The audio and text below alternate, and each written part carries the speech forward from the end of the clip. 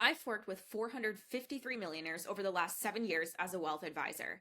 And during my time with them, I've seen what makes them rich and what keeps others broke. The secret? It all starts here in this video. Let's jump in.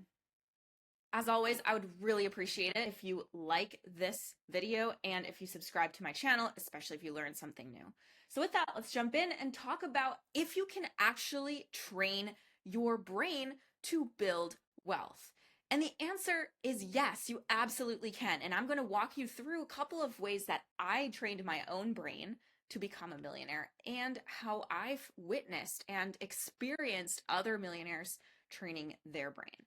So the most important thing is that you have to be intentional with how you think, how you perceive, and finally how you act on building wealth. And that's exactly what this video is about, because honestly, building wealth is so much more about the mindset than about the money or the actions, because you can't really do anything without thinking it first, right? With that, let's keep going.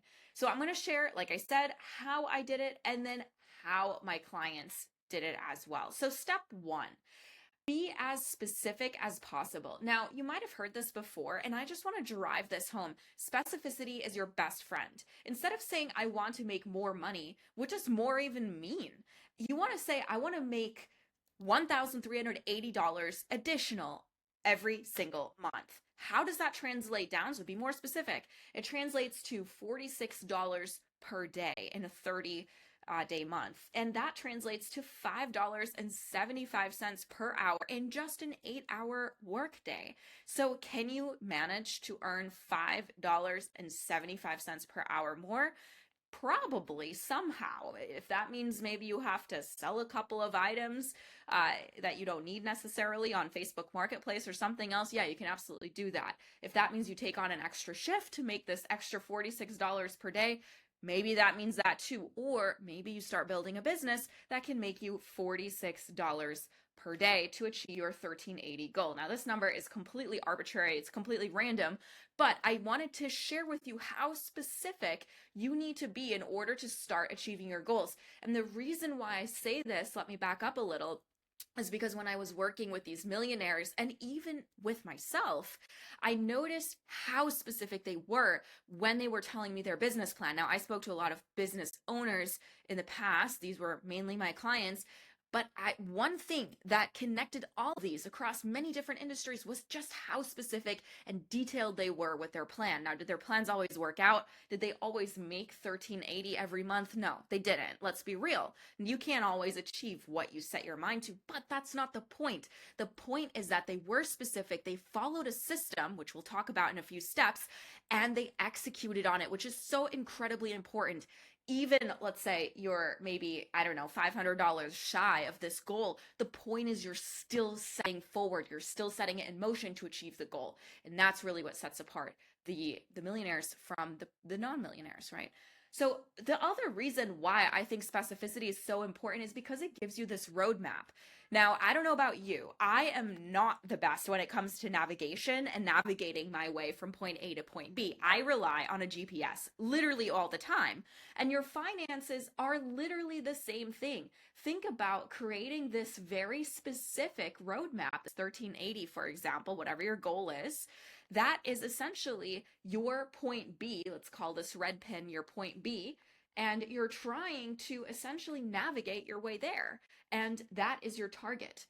Your specificity becomes your target. And that is exactly how you're going to set up your systems, your processes, your procedures to achieve this target, which is your goal, right?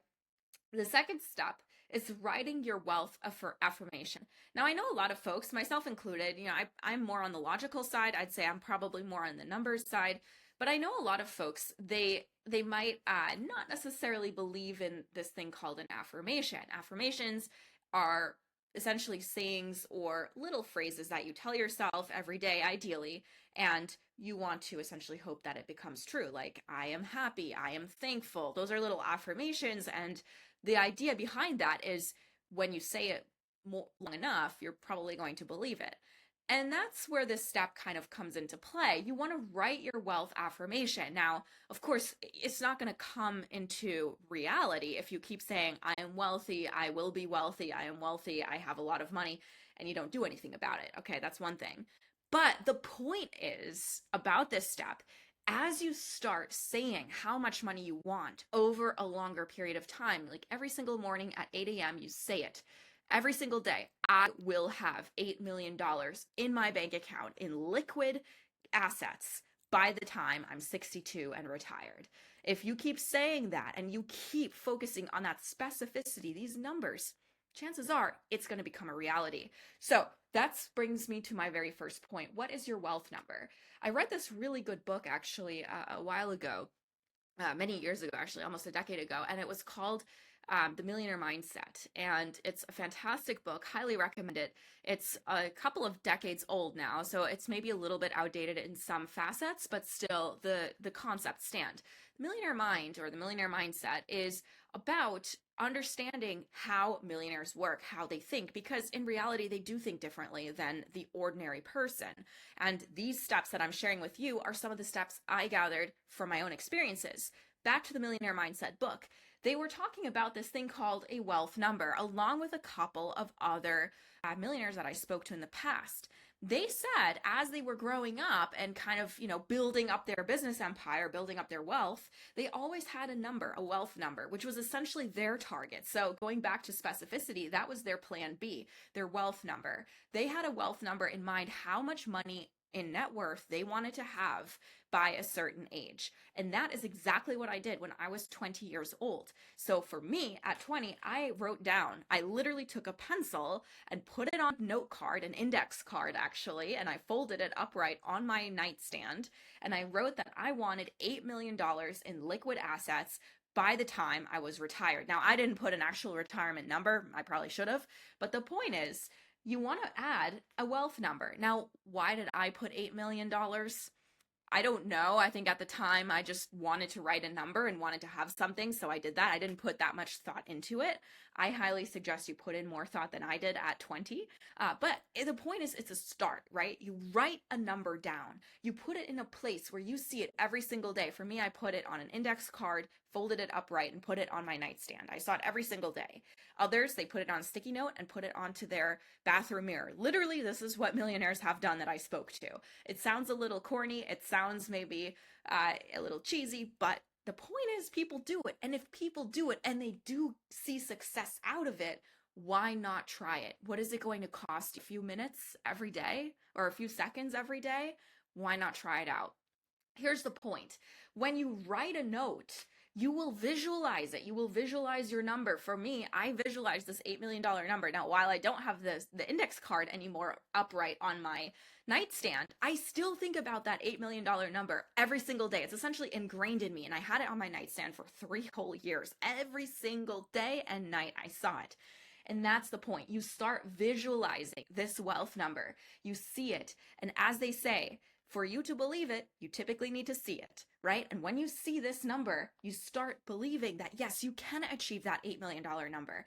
It starts like manifesting in your brain. And this is really the psychology behind becoming wealthy. This entire video, really, it's about how can you trick your brain and activate it into the millionaire mindset. And this here is one of the fantastic ways that you can start doing that. This is even before putting in hard work, hard labor hours into a business, into a second job, whatever it is that you want to do in order to win more money, to make more money. This is just the part of activating your mindset, which oftentimes is the hardest part. Think about back to, for example, when you go to the gym. I mean, maybe it's just me, but it might happen to others too. For me, going to the gym or just doing workout in general, it takes a little bit of, motivation. I need to get there. But once I have my shoes on, when I have my socks on and I'm ready to go, it's easy. Like the actual hard part, which you would call hard, like the working out part, is actually pretty easy because I'm there in the gym or I'm there, in my workout room, I'm doing my exercise. That's all fine. But the actual steps leading up to getting the motivation and the energy, putting on my shoes, putting on my outfit, getting my, weights ready, whatever it is, that part is the slow part. And it's hard because I'm trying to motivate my brain to actually see myself working out, see myself getting fitter, etc. And that same analogy can be used for wealth. It just takes a little bit of time to get motivated. And we're doing the hard part right now. We're getting your mind activated so you can start building wealth, which actually will be the easy part. It's the mindset part that typically is the hard part. And I want to pause right here and say, if you did already learn something interesting, if you find this interesting, want to learn more, make sure that you check out my email link in the description below. Would love it if you sign up to my newsletter. That would be fantastic. So definitely check out my newsletter link, which is in the description below. So with that, let's keep it going. So the most important thing, just like Nike says, is just do it. That, of course, is so much easier said than done. And I have a couple of suggestions on how to actually just do it in the next couple of steps. But that's the point. Yeah, you want to visualize it. You want to write, this affirmation. And again, don't think it's cheesy. It actually does work, but it only works if you actually put action behind these affirmations, right? So we're going to be talking about the action piece next. So when you start visualizing money and start thinking about doing it, you also want to add a meaning behind why you're doing it. So, for example, before you even start doing it, I know I said action, but I do want to make sure I hone in on this meaning piece because that really is important. And a lot of millionaires, in fact, I was just speaking to a very influential millionaire a few days ago in the US government, and he said, one of the reasons that he built his wealth was because his goal was to make a positive impact. And so I asked him, what does positive impact mean to you? And he kind of explained it to me. And he said his entire work really focuses around that one purpose, making a positive impact in the financial system in this case. So helping people in the United States in this case, improving their financial lives, right? And so I thought that was really interesting because he had a purpose behind every single step, every single action he took. And oftentimes millionaires that I spoke to in my past as a wealth advisor, they also had a similar meaning, a similar purpose. Not everyone. Some people, literally, I knew one lawyer, for example, his only goal was to make money and make his high school classmates regret that they ever dissed him.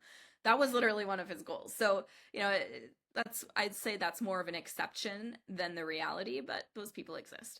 But anyway, let's focus on the meaning piece, the purpose piece. It is much more common than not. You want to put emotion to making more money. You don't just want to say like, oh yeah, I'm going to make more money. You also want to add emotion to it because when you put emotion to finances, that actually makes it real. It connects you much closer to this cold, hard number. And that's what we're going to be talking about. You want to ask and picture yourself, like you see this money coming into your bank account. How do you feel? How does that make you feel? Does it make you feel relieved? Does it make you feel excited about the possibility? Are you worried because you might have more money troubles with more money, which could be the case? I don't know about $13.80 per month, but it certainly could be the case.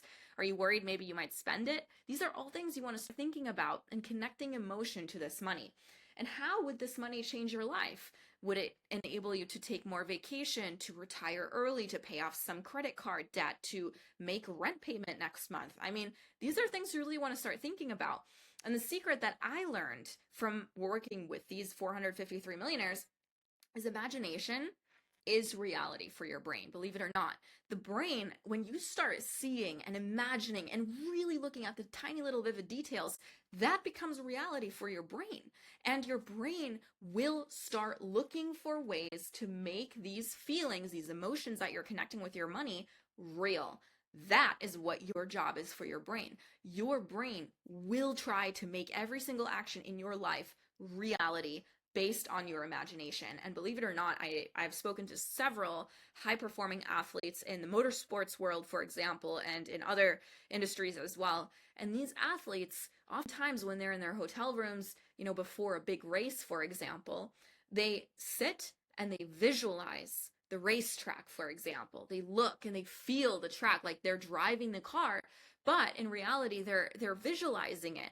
and they're visualizing it down to the smallest pothole, the little ripple, the sound of the engine, the feel of the steering wheel, everything. They imagine, they visualize it. And to that point, they also essentially start driving the track in their mind. And because it's so visual and vivid, they already feel much closer, much more connected to the racetrack the following day. Even though it was only in their mind, because it was so vivid, it feels like they already have a little bit more time on the racetrack than their competitors because of this imagination, because that is essentially reality for your brain. So very, very interesting. These concepts also apply not just to building wealth, but to building success in other industries, in athletics, for example. So the next step is actually activating your inner wealth genius. So the point is activate. So visualizing activates your left prefrontal cortex. This is in your brain. And the prefrontal cortex does three things. It strategizes plans and it solves for you, which essentially means it's kind of like your internal CEO. And you want to make sure that your internal CEO makes you money while you're sleeping, right? So you got to give it a job, and that job comes through visualization, right? And that comes through the affirmations and the specificity that we were just talking about. And you want to give it that job to start thinking about ways, even subconsciously, while you're in your sleep, for instance, how can you go from point A to point B in a short period of time and successfully? And that's exactly what it will start doing. And that leads us to step 5, building a wealth board. So this here, I just love this picture. Let's get physical. This is a point where you actually want to get physical, right? We did a lot of affirmations. We did a lot of psychological talk, but now it's actually about the physical piece. How can you put this into action? You want to think about your life post-wealth by putting, I don't know, whether it's digital or whether it's a physical board or whatnot, you actually want to start thinking about, like, how are you going to spend this money? How is this money going to improve your life? And then put those pictures onto a board or onto your iPad. Again, sounds cheesy, but believe it or not, it works. I did this myself. I did it digitally and I did it physically. And it works. It's a fun activity. It takes like 30 minutes or so. But the point is, it really, again, allows your imagination to run a little wild. And you can start thinking like, oh my gosh, this money can really help me retire earlier, which will help me spend more time with my partner or my kid or my dog or whatever it is, right? You can really start thinking it. And once you start seeing and putting it on paper or putting it in your iPad, you're probably going to want to start working toward it. And now all of a sudden you've attached meaning, emotion, purpose, and chances are that's going to help get the ball rolling and really activate, again, your inner genius, your inner wealth genius. And the point is, again, looking at it daily. That is extremely important. And then, of course, action. All of this visualization, everything can't be done without action. And I'm sure you know that as well. The most important thing is you need to actually start acting on it. And I wanted to show this part. This is from another book I read called Atomic Habits. Fantastic book. If you have not read it, make sure you do. It talks about those little tiny habits that really can change your life. And a lot of the millionaires that I spoke to also embody these habits. And it's about getting 1% better every single day. Now, there's 365 days a year, and by increasing yourself by just 1% to the power of 365, you're going to be 37.78 times better than you were yesterday, a year from now.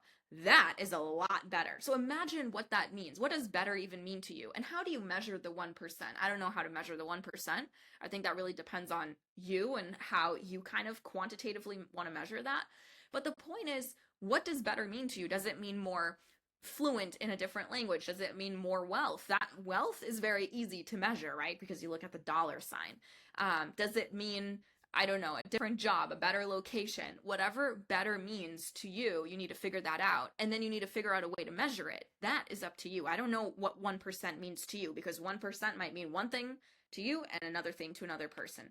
But this is the typical formula to see that if you just try to improve one tiny little percent, which does not seem like a lot, every single day for an entire year, you're going to be over 37 times better than where you are today.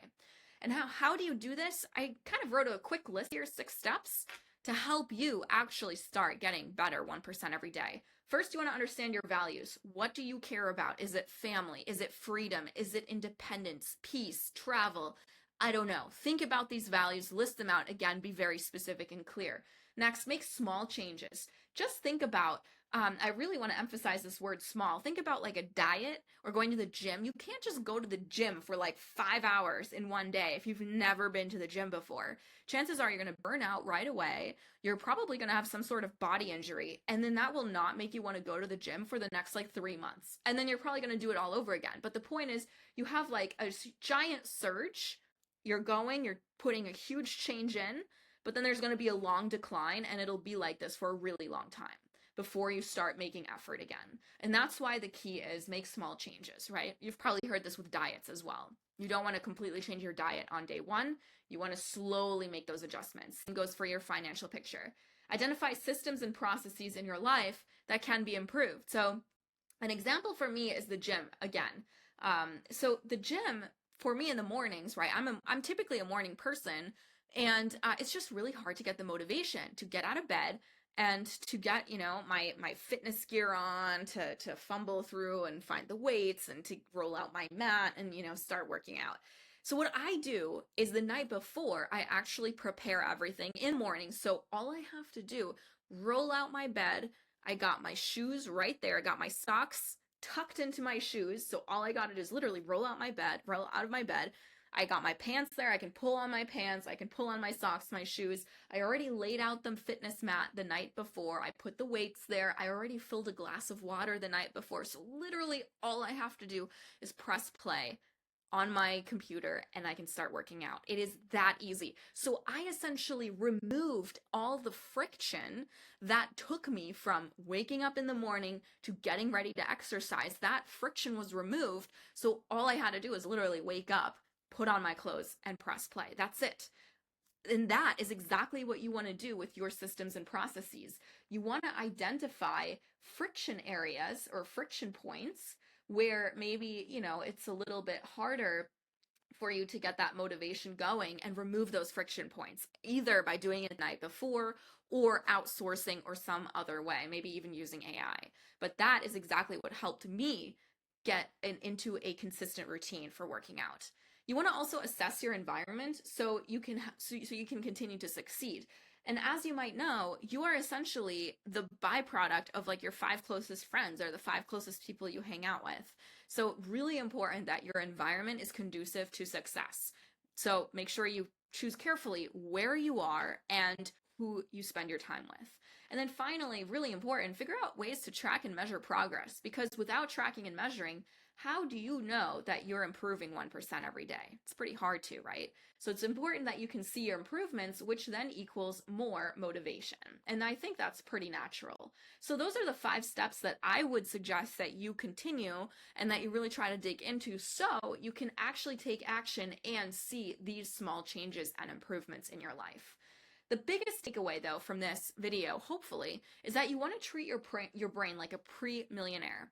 And I really like this because maybe you're not a millionaire yet. That's okay. But instead of calling yourself a non-millionaire or not a millionaire, you want to call yourself a pre-millionaire. Already, that word puts a totally different spin on what your situation is. You're already priming your brain and your mind to think that you are going to be a millionaire at some point. You're a pre-millionaire.